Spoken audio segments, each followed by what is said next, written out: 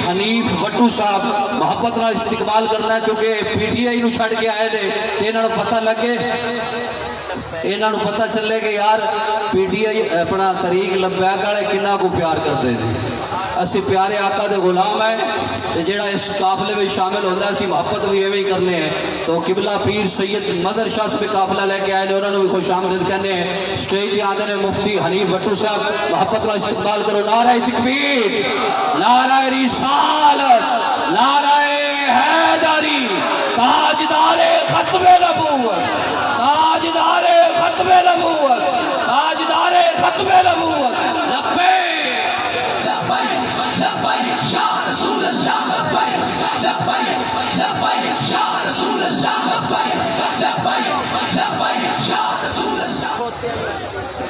الحمدللہ رب العالمین والعاقبۃ للمتقین الصلاۃ والسلام علی سید الانبیاء والمرسلین میرے محترم واجب الاحترام معززین کرام میں آپ کو بتاتا چلوں کہ پی ٹی آئی کے اقتدار میں 2.5 سال پاکستان کا مرکزی وائس چیئرمین مذہبی امور رہا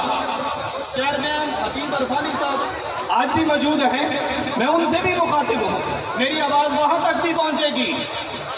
آج سے 1.5 سال پہلے جب تحریک لبیک پر پی ٹی آئی کی حکومت نے ظلم و ستم شروع کیے تو یہ آپ کے بھائی نے گورنر ہاؤس میں بیٹھ کر گورنر کے سامنے اس بات کو للکارا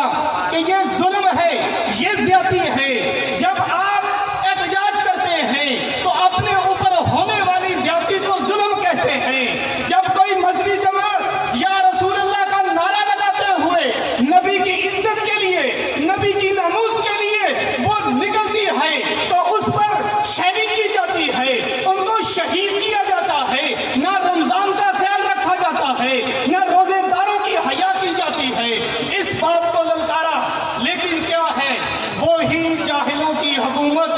وہی اسلام دشمنوں کی حکومت وہی جو آج اس بات کا اعلان کرتے ہیں کہ ہم امریکہ کی غلامی سے نکلنا چاہتے ہیں میں بتاتا ہوں کوئی امریکہ کی غلامی سے نکلنے کے لیے تیار نہیں یہ نون لیگ ہو یہ پی ٹی آئی ہو یہ پیپلز پارٹی ہو یہ امریکہ کے تلوے چاٹتے ہوئے اقتدار میں آتے ہیں اور جب اقتدار میں آتے ہیں تو یہ انہی کی مانتے ہیں ان کو سب سے بڑی نفرت اسلام کا نام لینے والے سے ہوتی ہے میں 2.5 سال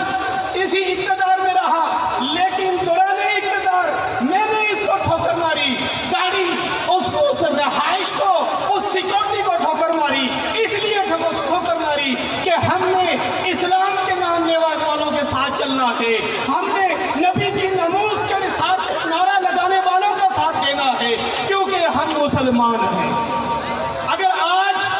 ہم اپنے آپ کو مسلمان کہتے ہیں اگر آج ہم انصاف کے لیے ترستے ہیں اگر آج غریب روٹی کے لیے ترستا ہے